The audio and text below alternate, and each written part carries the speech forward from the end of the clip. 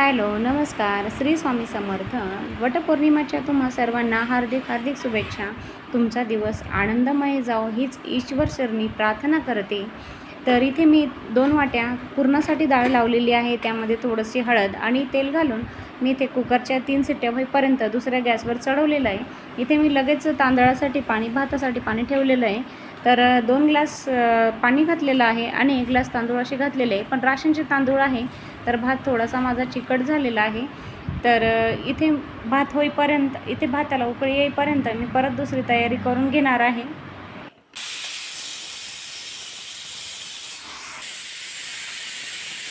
कुकरच्या शिट्ट्या होईपर्यंत आपल्याला ताबडतोब इथे लसणाची तयारी करायची आहे, आमटीची तयारी करायची आहे. तर आमटीसाठी मी ते 2 कांडे लसूण नेसलेला आहे. तर इथे ते भातही आपला होत आलेला आहे. तोपर्यंत मी कांदा पण आमटीसाठी चिरून घेतलेला होता. इथे तवा तापायला ठेवला आहे. तर इथे मी तवा तापोस तर खोबरं खिसून घेते आहे आमटीसाठी. खिसणीने खिसलं तर अगदी सोप्या पद्धतीने होतात आणि मिक्सरच्या भांड्याला पण छान खोबरं निघून जातं बारीक. इथे मी तवा तापला तर तेल सोडते आहे त्यामध्ये. तेल थोडंसं मसाला भाजताना थोडं जास्तच घाला, त्यानुसार मसाला छान भाजला गेला ना की आमटी एकदम छान होते.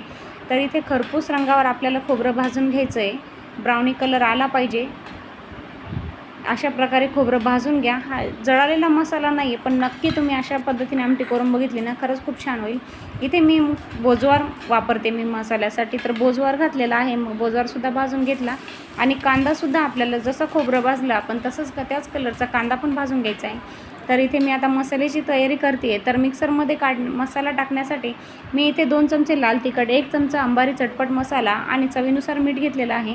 आणि कोथिंबीरीच्या काड्या काय करणार आहे आता, 1 गड्डी कोथिंबीरची 20 रुपयाला झाली म्हटल्यावर पर्याय नाही आहे. तर कोथिंबीरची गड्डी पण मिक्सरमध्ये काढायची आहे. ते मी जायफळ आणि बडीशोप विलायची, जायफळ किसून घेतलेलं आहे. बडीशोप विलायची आपल्याला मिक्सरमध्ये काढून घ्यायची आहे. थोडीशी साखर घालून मिक्सरमध्ये बारीक करून घ्या आणि पीठ चाळायच्या चाळणीने आपण त्याला चाळून घ्यायचं आहे.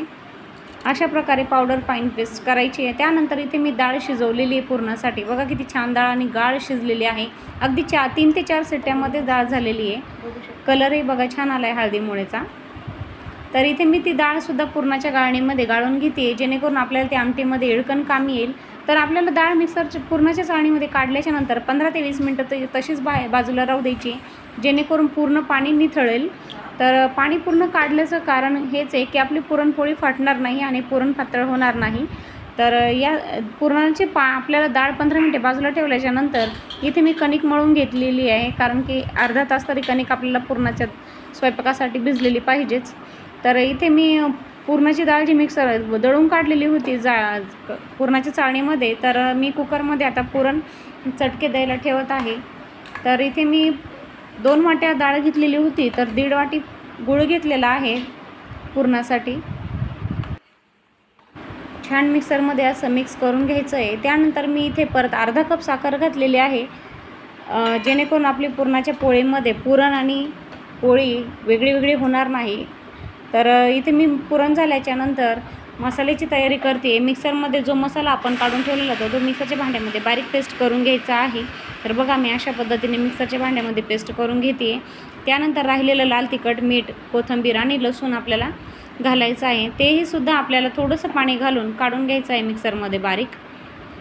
तर अशा प्रकारे मी हा मसाला काढून घेतलेला आहे. आता इथे मी आमटीची तयारी करते आहे. तर त्यामध्ये मी फोडणीसाठी तेल घातलेलं आहे 3 चमचे, थोडेसे कोथिंबीर घातलेली आहे वरतून आणि जो मसाला आपण काढलेला आहे तो मिक्सरमध्ये पेस्ट करून घ्यायचा आहे. पेस्ट काढून आपल्याला छान तर्रेदार भाजून घ्यायचा आहे. मसाला छान परतला की आमटीला चव येतेच. तर छान असा 3 ते 4 मिनटं मसाला चांगला तेलामध्ये चांगला परतू द्यायचा आहे, तेल सुटेपर्यंत. अशा प्रकारे त्यानंतर मी ते पुरणाचं जे समजा आपण इळकण म्हणतो ते पाणी मी काढलेलं होतं ते आमटीमध्ये सोडते आता. ते आमटीमध्ये पाणी घातल्याच्या नंतर आपल्याला 3 ते 4 मिनटं अशीच उकळू द्यायची आहे.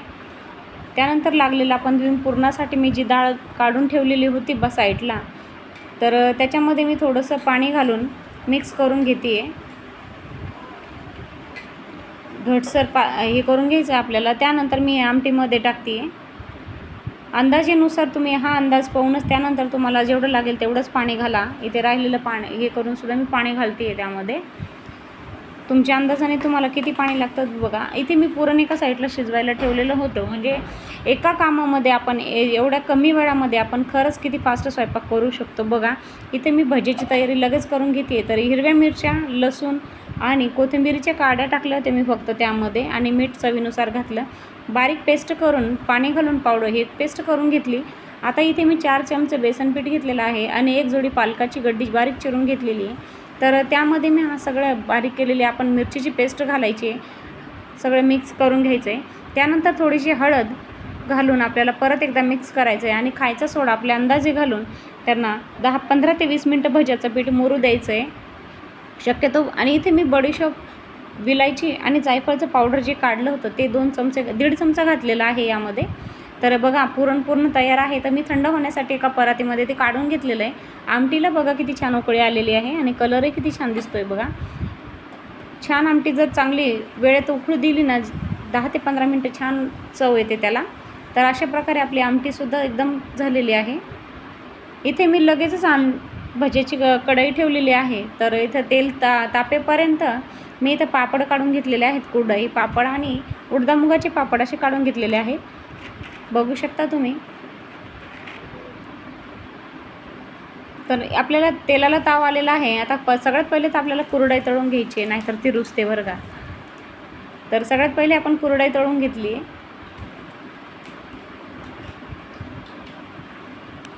अशा प्रकारे मी पूर्ण कुरडया तळून घेतली.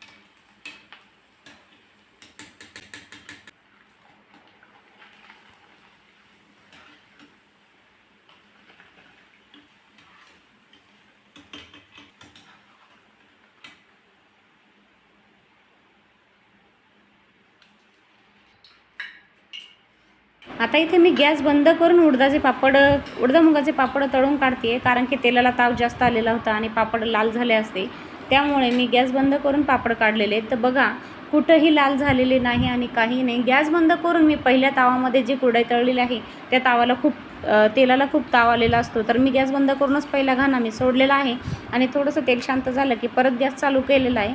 तर बघा अशा प्रकारे मी भजीची पण पटकन तयारी करून घेतलेली आहे. छान असे भजे तळून घ्यायचे आहेत.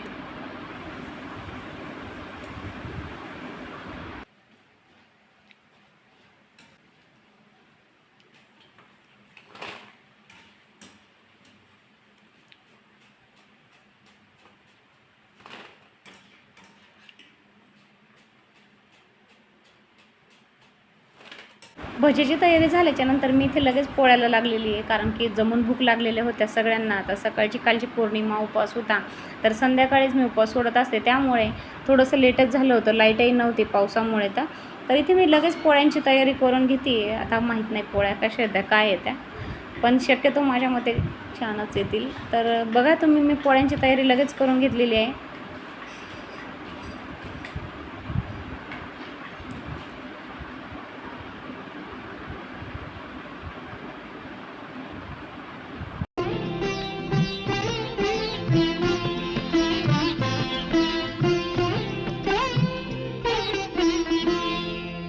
सावित्री सावित्रीचा वसा ग बायानो, वट सावित्री सावित्रीचा वसा ग बायानो, पती माघारी आला कसा ग बायानो, वट सावित्री सावित्रीचा वसा ग बायानो.